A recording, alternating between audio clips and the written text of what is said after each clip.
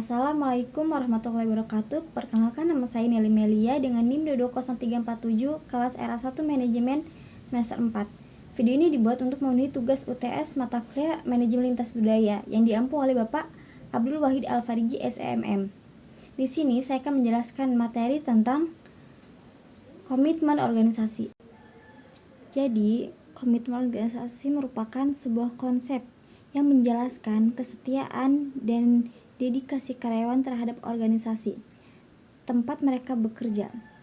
Hal ini memainkan peran penting dalam mendorong produktivitas, inovasi, dan retensi karyawan yang unggul. Adapun pengertian komitmen organisasi adalah suatu sikap yang mencerminkan sejauh mana seseorang individu mengenal dan terikat pada organisasinya. Hal ini ditunjukkan melalui kepercayaan yang kuat terhadap tujuan dan nilai-nilai organisasi, kemauan untuk menggunakan upaya terbaik demi kepentingan organisasi, serta hasrat yang kuat untuk mempertahankan keanggotaannya dalam organisasi. Komitmen organisasi sangat penting bagi keberhasilan suatu perusahaan. Karyawan yang memiliki komitmen tinggi cenderung lebih produktif, inovatif, dan loyal terhadap perusahaan. Hal ini berdampak pada pentingnya kinerja, kepuasan pelanggan, dan daya saing perusahaan di pasar. Adapun faktor yang mempengaruhi komitmen organisasi. Yang pertama, itu karakteristik individu. Faktor personal seperti nilai, kebutuhan, dan preferensi individu yang mempengaruhi tingkat komitmen terhadap organisasi. Yang kedua itu pengalaman kerja. Pengalaman dan kepuasan karyawan terhadap pekerjaan dan lingkungan organisasi berdampak pada komitmen mereka. Yang ketiga itu struktur organisasi. Desain organisasi, sistem manajemen, dan kebijakan perusahaan dapat mempengaruhi tingkat komitmen karyawan. Terus ada 3 komponen komitmen organisasi. Yang pertama, komitmen afektif, keterikatan emosional karyawan terhadap organisasi. Karyawan merasa memiliki organisasi dan terikat secara psikologis.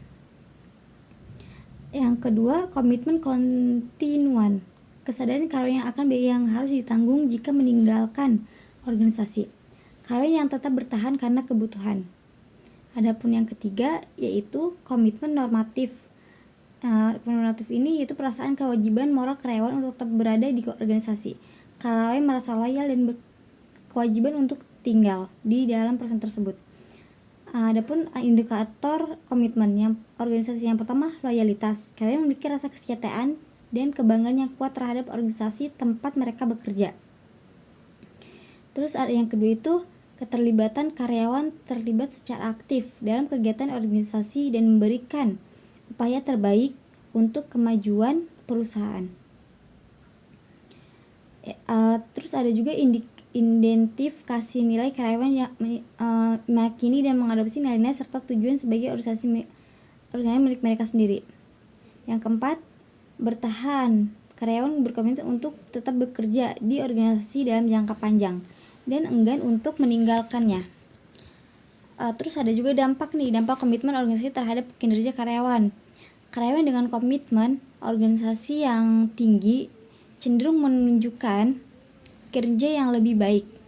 Mereka produktif, proaktif, dan berusaha memberikan kontribusi terbaik bagi perusahaan. Terus hal ini berdampak pada peningkatan kualitas kuantitas pekerjaan serta pada pencapaian tujuan organisasi tersebut. Terus di sini juga ada strategi meningkatkan komitmen organisasi. Yang pertama, mengembangkan karir, memberikan kesempatan bagi karyawan untuk tumbuh dan berkembang dalam organisasi tersebut melalui pelatihan, monitoring, dan program pengembangan karir. Yang kedua itu ada penghargaan dan insentif.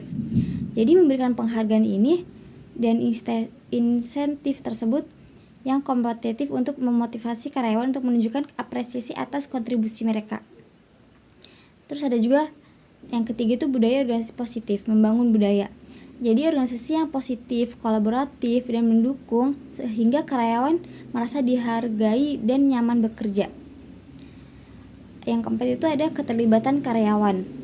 Jadi melibatkan karyawan ini dalam proses pengambilan keputusan dan juga membebankan kesempatan bagi mereka untuk menyuarakan ide-ide inovatif.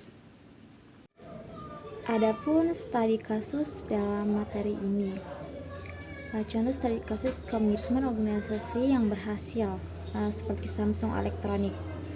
Samsung telah membangun budaya organisasi yang kuat dengan penekanan pada inovasi ketat yang dengan kepuasan pelanggan mendorong karyawan untuk terlibat secara aktif dan berkomitmen tinggi terhadap pencapaian perusahaan. Terus meningkatkan organisasi. Seperti Starbucks nih.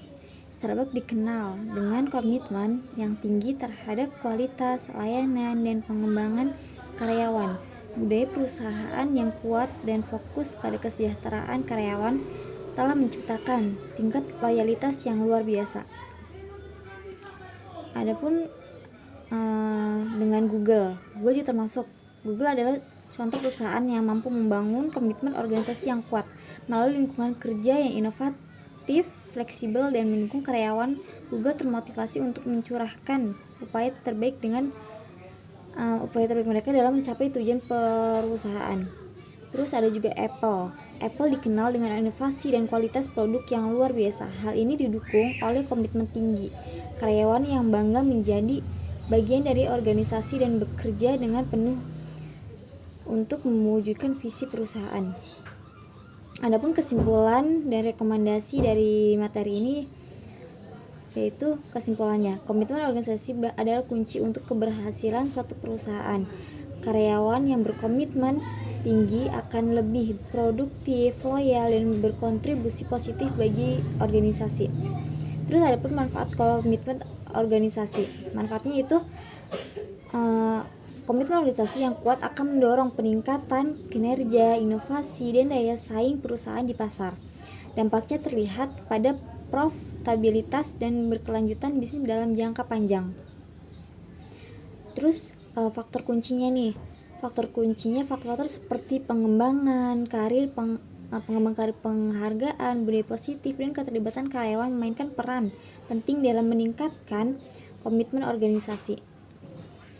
Adapun rekomendasi, organisasi itu harus secara proaktif membangun dan memelihara komitmen karyawan melalui berbagai inisiatif strategis.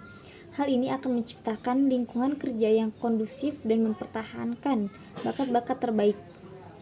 Mungkin cukup sekian yang dapat saya sampaikan tentang materi ini. Kurang dan lebihnya saya mohon maaf. Wassalamualaikum warahmatullahi wabarakatuh.